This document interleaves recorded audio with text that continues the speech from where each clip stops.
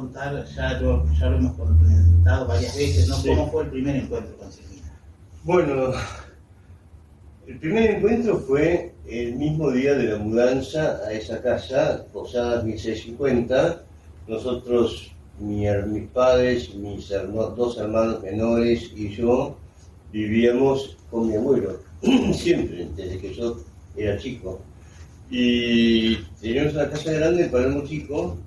Cuando murió mi abuela, mi abuelo se quiso mudar. Y entonces alquiló el primer piso de Posadas 1650, que era de Angélica Ocampo. Y ahí nos instalamos, y era tan grande, porque un departamento de 700 a 800 metros, o más, creo. Y entonces todos los muebles de la casa cupieron ahí, perfecto, y era una casa grande. Entonces, bueno, hubo que hacer la mudanza, yo ayudé,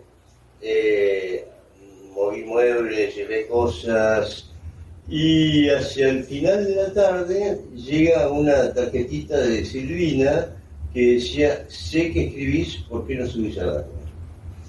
Y bueno, por supuesto que subí, claro. La única otra escritora que yo conocía, además de Silvina, era Carmen Gándara.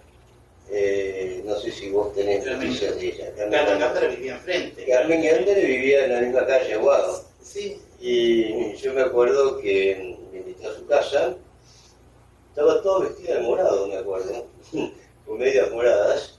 Era una señora de muy buena presencia, alta, de pelo gris, inteligente. Y yo venía leyendo ya, por supuesto, el suplemento de La Nación, que era la lectura obligatoria de ese momento.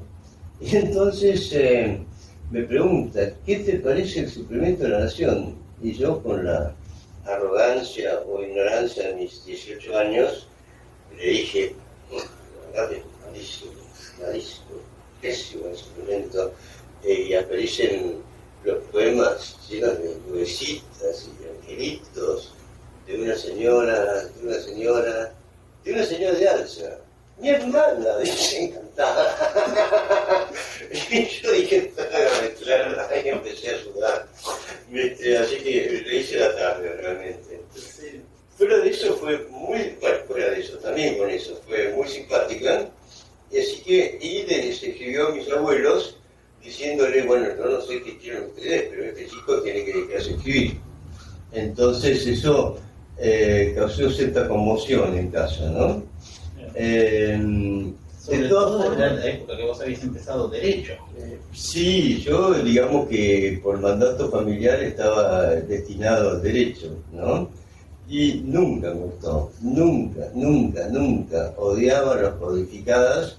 Y lo que me gustaba era, por ejemplo, Derecho Constitucional. Yo me saqué un 9, un 10 en Derecho Constitucional. Derecho Romano me interesaba también, menos, pero por ejemplo Derecho Político me interesaba. Finanzas me saqué un 10. Pero las codificadas eran como un manto de aburrimiento, ¿no? Siempre. Entonces realmente no era feliz. No era feliz estudiando Derecho. Era muy deportista, estaba muy entrenado, jugaba mucho al polo, ¿viste? Jugaba 2 veces por semana cuando iba al colegio, sábado y domingo, y cuando es que ya terminé de Nacional, jugaba 3 veces por semana, porque además jugaba los jueves. Pero nunca fui realmente un buen jugador. Me faltaba taqueo, tenía una cierta contradicción entre lo que yo quería y lo que yo podía hacer. Me dijo una vez un médico bastante importante que lo que pasaba, yo le dije, en realidad era zurdo yo de chico. Y papá me hizo cambiar de un día para otro a la mano derecha, así, mano militar, como se hacía, ¿no? Y yo no me iba a poner, así que aprendí a escribir con la derecha. Durante mucho tiempo fui ambidextro y podía dibujar con las dos manos y escribir incluso con las dos manos. Poco a poco me fui haciendo derecho, ¿no?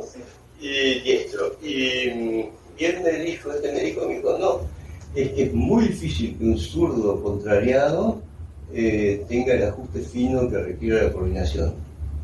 Y ahí me expliqué eso, me di cuenta que en el fondo los hemisferios cerebrales no habían estado tan coordinados como yo hubiera querido, y entonces yo andaba muy bien a caballo, era corajudo, no le hacía asco a dar un buen pechazo, a correr por toda la cancha a toda velocidad, y dar vuelta sobre una moneda si el caballo era bueno y seguir disparando por otro lado. Todo eso era mi elemento, pero en el traqueo, que es fundamental, era errático. Y un día traqueaba bien y otro día traqueaba pésimo. Entonces no me tenía confianza. Y en cambio cuentos me surgían así. Y había leído mucho, aun cuando era ignorante, y en ese estado llegué a lo de Silvina, esa tarde en la que ella me llamó, y tenía mi bagaje, ¿entendés? Pero la verdad, y ya había escrito una buena cantidad de cuentos. Los cuentos del hombre del sexto día. Sí, del hombre del sexto día, tal cual. Y entonces ella me recibió muy amablemente. Al principio me quedé como estupefacto de la facha que ella tenía, ¿no? Porque no se parecía a nadie, era una presencia rara, pero amable y simpática y benigna. Y entonces, bueno, empezamos a hablar y bueno, me fue preguntando, y yo creo que a través de la conversación se dio cuenta de dos cosas. Primero, que yo admitía mi ignorancia, cosa importante, porque si vos admitiste ignorancia, ahí vos ves por dónde tenés que aprender. Eso me sirvió toda la vida y siempre fui así, nunca fui orgulloso.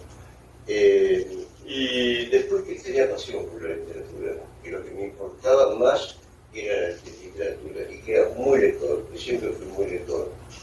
Dos cosas que me han gustado siempre: la lectura, también como consecuencia de eso la escritura, y la naturaleza. Con los caballos, con todo, con los árboles, con el pasto, con el rocío, con el cielo, con las nubes, con todas esas cosas que para mí hacían que el campo fuera una aventura, porque siempre he estado muy ligado al campo. Todo eso, al mismo tiempo, son los intereses prioritarios de Silvina. ¿Cómo? Eso también eran los intereses prioritarios de Silvina, la literatura y la naturaleza. Sí, tal cual, eso sí, y fíjate que ella pintaba, ¿sí? Y yo también, y ahí tenés este cuadro. Y así que de cierta forma teníamos afinidad, teníamos mucha afinidad, ¿no? Y ya te digo, ella era una persona que era juguetona, era una persona que hacía bromas. Yo sentía su presencia como algo sanador, ¿sabes? Si yo estaba medio perturbado, con el lago de la conciencia así un poquito agitado, bueno, charlar con ella me hacía un bien enorme. Era una persona que yo sentía como una presencia muy importante en mi vida. Entonces me fui haciendo amigo poco a poco. Y yo vivía en el cuarto, en el primer piso, el cuarto de esquina, de Posadas 1650, daba sobre el Casino y Posadas, ¿no? Tenía dos ventanas, un cuarto grande, muy lindo, al lado hay un baño y el dormitorio de mi abuelo. Y después venía una especie de living biblioteca y después otros cuartos. Eso era todo sobre la plaza de mi dormitorio daba sobre Posadas, sí. una ventana y la otra daba al Casino. Todo lo demás sería sobre el camino. Y todo lo demás era sobre el Chiafino, pero también había dormitorios de los dos lados de Posadas, así que ya sabés que la casa era muy grande. Y la parte de atrás eran las dependencias de servicio. Y la parte de atrás eran, sí, sobre el Chiafino había algunas dependencias de servicio y también otras en el sexto piso, donde Silvina había tenido su estudio durante años y que ya no iba casi. Pero bueno, la cuestión es que ese encuentro con ella para mí fue providencial. ahí de pasada lo vi a Bioy también,